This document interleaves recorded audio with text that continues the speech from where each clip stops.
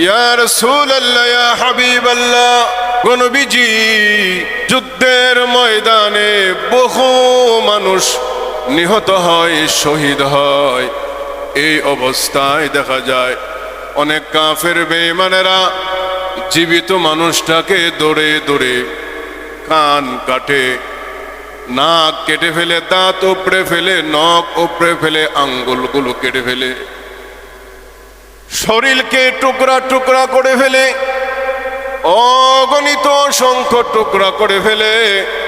কাফির বেঈমানেরা মানুষকে মারে নাই, জীবিত মানুষ ধরে নিয়া এমন ভাবে গরুর গোশতের মতো টুকরা টুকরা করে ফেললে ওই সময় কি মানুষের কষ্ট হয় না, যন্ত্রণা হয় না?